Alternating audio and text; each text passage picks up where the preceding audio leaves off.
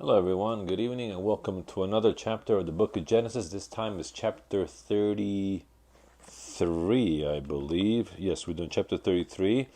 And Jacob reunites with his brother Esau, which he hasn't seen in 20 years. He didn't even exactly live on good terms, considering he stole his birthright and he stole his blessing. So he's fearful of his brother, and because to try to appease his brother, sends him a number of different gifts before he even meets him, in the hopes that he finds grace in the eyes of his brother. So let's jump right in. Chapter 33.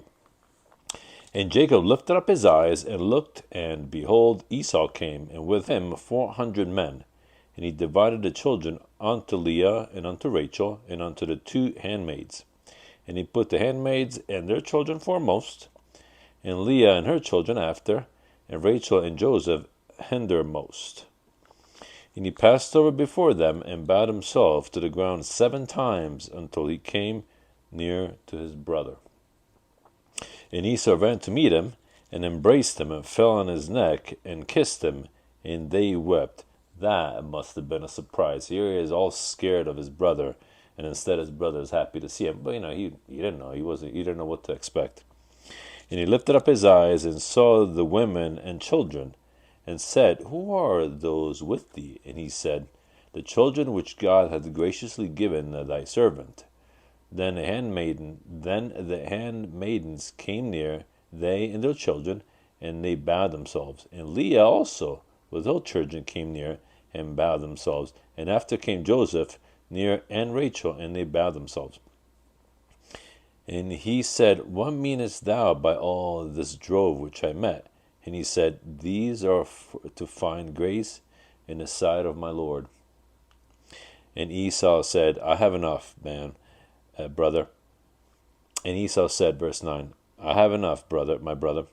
Keep that thou hast unto thyself. And Joseph said, Nay, I pray thee, if now I have found grace in thy sight, then receive my present at my hand.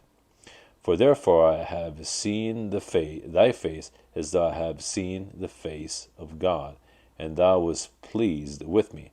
Take, I pray thee, my blessing that is brought to thee, because God hath dealt graciously with me, and because I have enough. And he urged them, and so Esau took it, and he took it.